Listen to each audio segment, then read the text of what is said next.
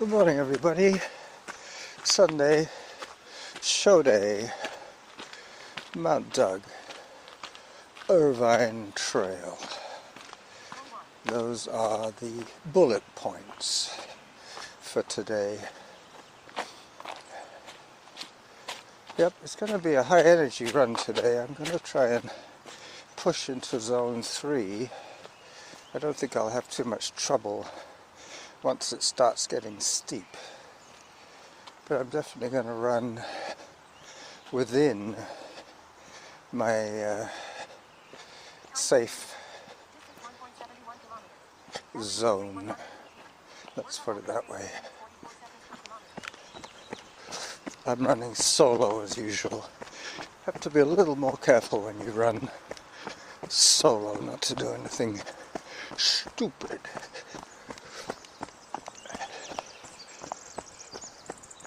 Today is an open ear recording, meaning no earbuds. Hence the fact, hello, that you can hear Samantha quietly, hopefully.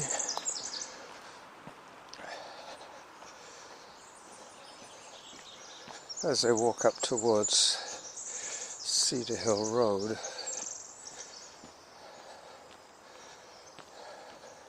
The trail I'm taking you on today is called Irvine. 8 minutes 48, I think I heard. Yep, Irvine, named after John Irvine from the Orkney Islands in Scotland.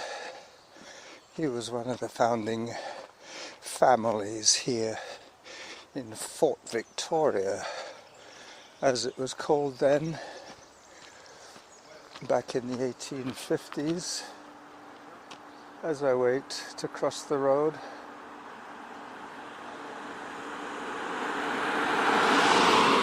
let the little Porsche go by.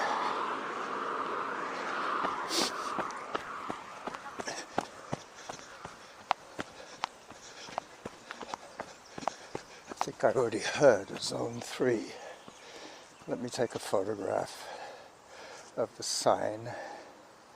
Time 17 minutes. Distance 1.94 kilometers. Average heart rate 111. Workout average pace 8 minutes 43 seconds per kilometer. Auto pause. Yeah, I definitely heard that. 8:43 per kilometer as I start my climb. This is the Irvine leading to Norn, leading back to Irvine connector trail. There's so many connector trails at the lower levels of this mountain. People going various ways. Zone 1. And I'm hiking. I'm hiking. Alright. It levels off a little bit soon, and I'll be able to jog again. But I have to stay in that safety zone. I don't mind pushing the effort, but I don't want to stress my little ticker too much.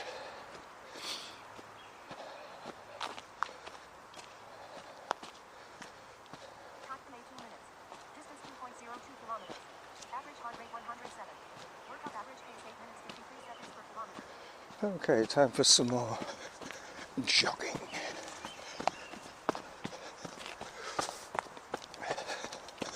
This is where Irvine and Norn meet. I'm keeping on the Irvine side of the forked junction.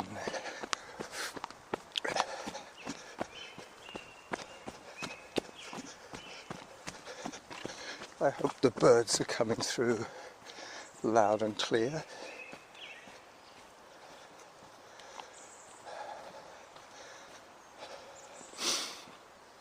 seem to remember I was telling you last time about a submission that I made to the podcast. Time 19 minutes. Distance 2.14 kilometers. Average heart rate 119. Workout average pace 8 minutes 50 It was seconds per aired Zone 1. a few days ago. Somebody lost a set of keys there. Somebody else had conveniently duct taped it to the sign.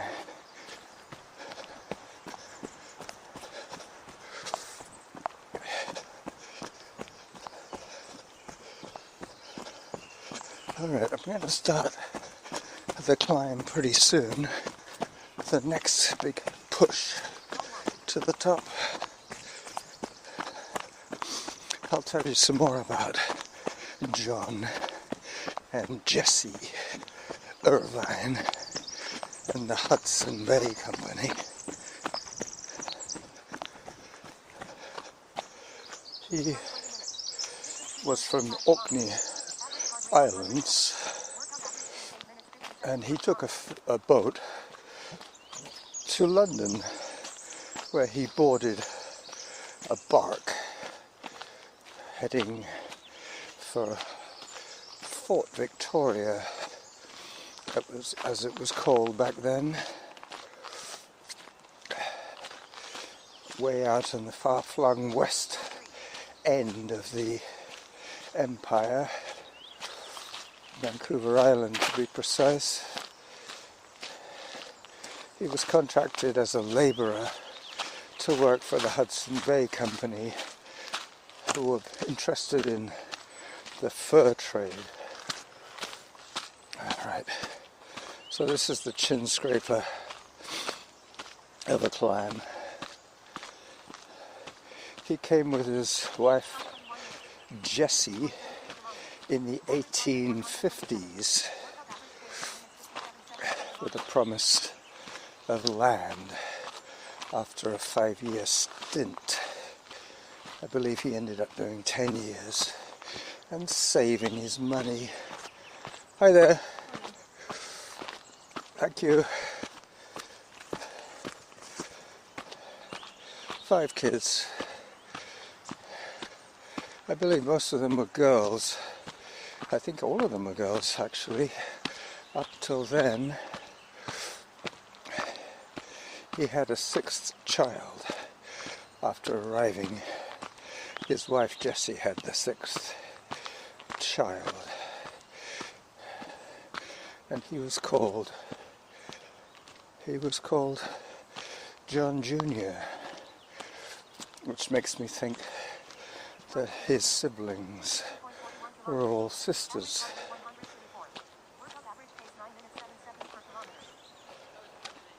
It's always interesting to dig into some of the history there, even though a lot of it is undocumented hearsay.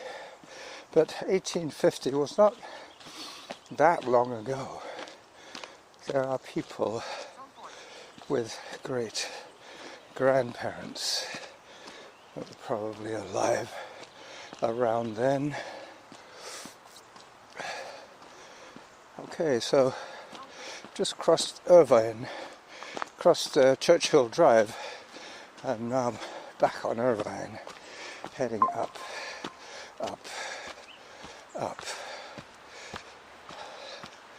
I just got a ping on my phone, which probably means that I forgot to switch off the cellular data, unless it was an SMS message, neither of which I'm prepared to deal with at the moment. Zone 3, and I'm hiking. I guess I'm about, in terms of altitude, about halfway up this climb. I could check, but I won't. I just push on. It's supposed to be high energy, so less photos, less stoppages, more effort. That's one of the reasons I'm recording an open ear recording.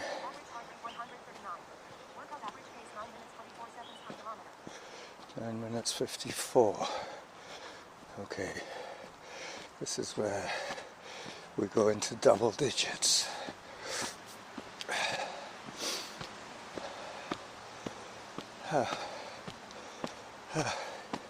Yeah, at least with the open ear recordings, I can expect Samantha to do some of the chatting, but I've got her quiet enough so that I don't necessarily have to stop what I'm saying.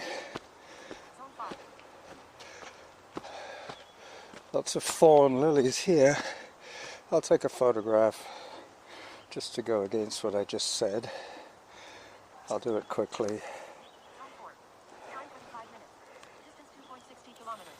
Average heart rate 144. Workout average pace 9 minutes 33 seconds per kilometer. Auto pause. Got it. Okay, so now it's hand over fist climbing. I'm taking a slightly alternate route, which is slightly easier but wider, while I put away my precious little camera. Okay, let me see how we're doing for audio duration so far. So 12 minutes so far done.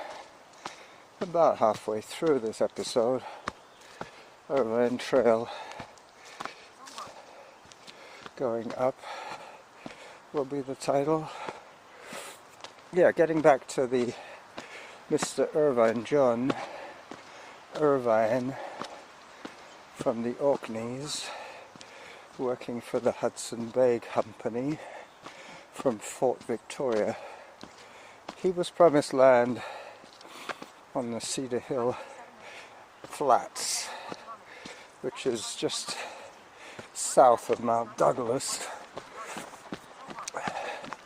So I am literally running in his backyard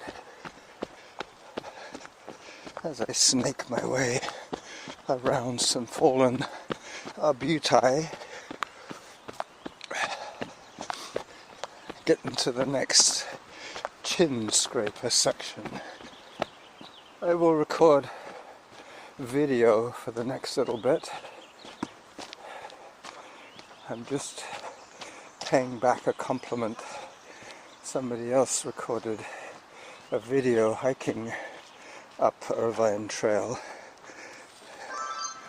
and I was going to send him a link to my video of running up Irvine Trail, which isn't much different from his at this stage, because it is kind of steep.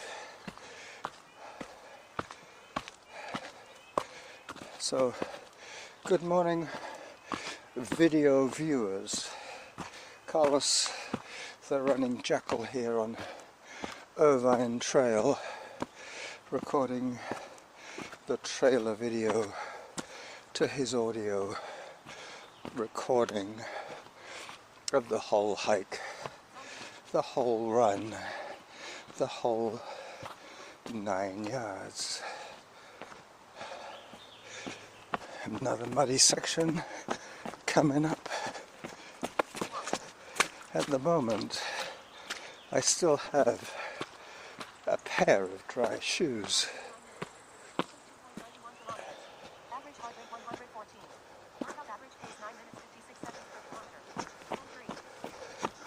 Still sub 10-minute pace, so the hill hasn't really taken it out of me just yet. I heard a zone 2. So now I get a little bit of a dip, and then a honking great climb where I get the best of views coming up. Zone 2.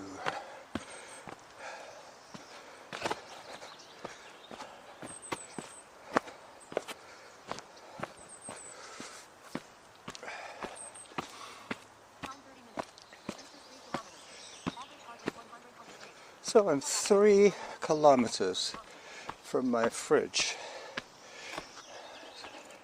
and I've just heard the 30 minutes, so that does explain the 10-minute pace. I'm now officially in double digits as I do the push up against the rock face.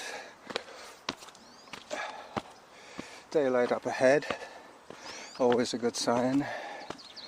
Alright, so I will take some still shots in a second for the video trailer, but for the moment I will stop filming video.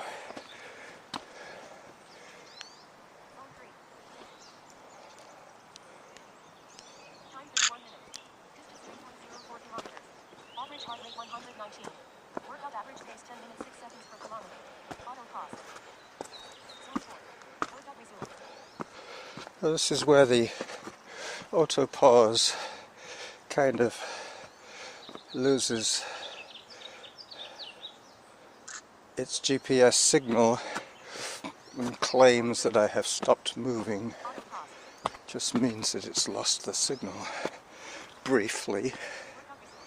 It does join up the dots later on, but yeah, we all know about auto pause. I don't need to explain it. I've still got my camera out. I will take a few more incidental shots for the blog post, which will have a little life history of John and Jessie Irvine.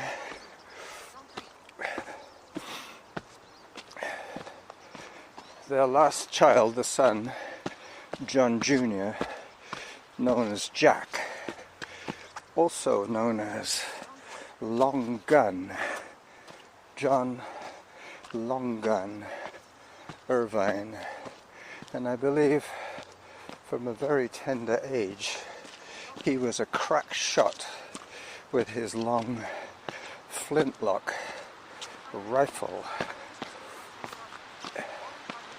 Into the wind I go. Time for another couple of photographs. So far I've got rather too many fawn lilies. Fawn as in dawn. Okay. Another photo opportunity coming up right here, right now. Let me just go out onto the rock for a moment. That's better. Oh, and there's a ship there. There's a ship. A large freighter. Come on, camera, do your stuff. Got it. And Mount Baker behind. I'm not sure how well that photograph will show Mount Baker, but I will try my best to enhance as much as needed. There's also quite a nice view of the North Shore Mountains and the Cascades in Washington State as I continue my climb. Okay, one more photograph on this next promontory. Nice reflection of the sun off the Harrow Straits off the Salish Sea.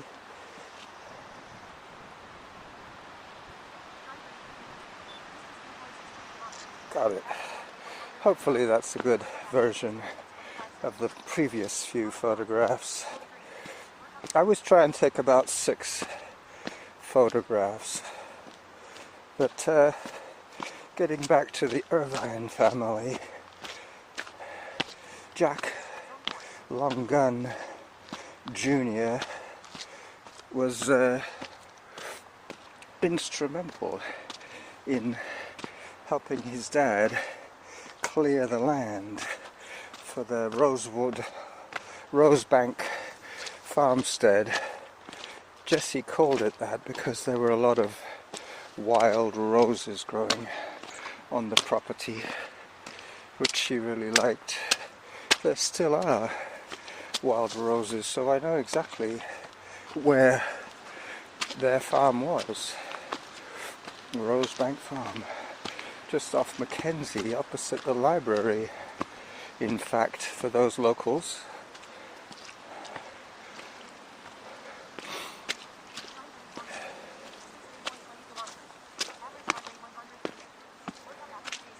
About 128 for my heart rate, so that's pretty much top of zone 2.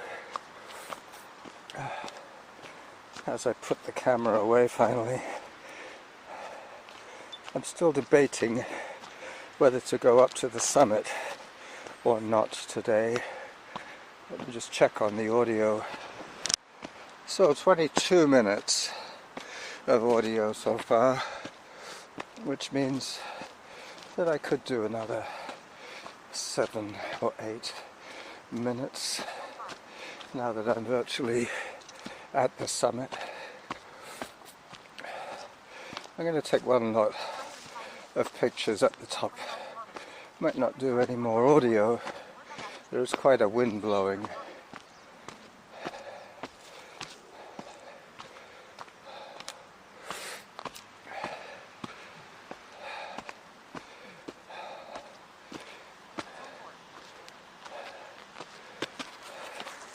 I could actually put some music on for the last little bit. Yeah, let's do that. Hang on a second.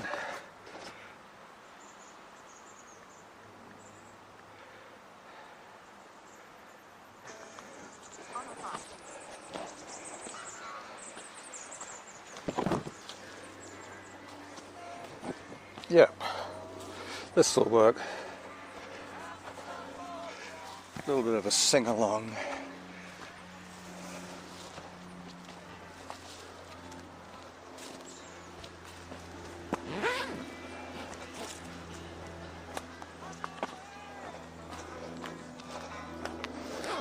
As I zip myself up again, my jacket, I hasten to add.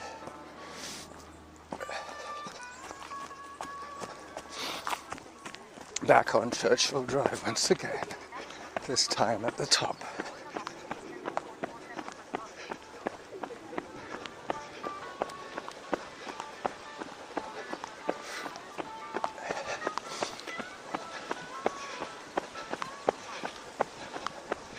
As I swing out of the car park onto the footpath to the summit.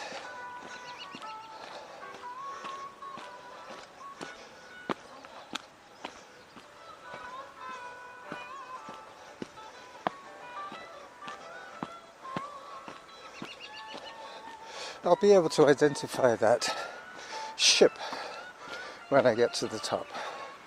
I will switch the data back on if it's indeed off, and get the app fired up so I can search the vessel. 10 minutes 41. Hello. Hello, dog. Hello, friend. Hi there.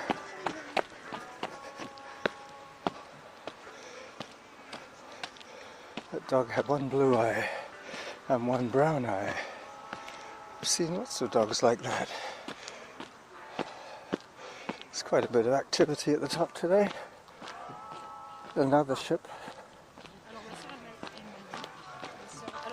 Hello. A couple of French speakers, French squeakers.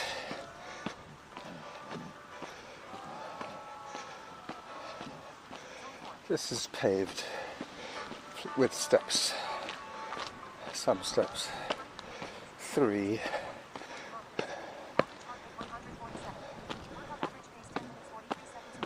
Three more.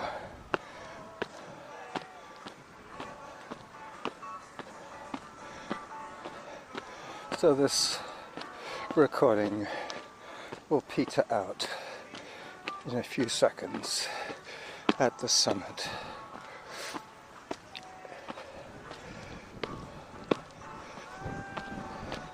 So this is the running Jackal saying bye-bye preemptively.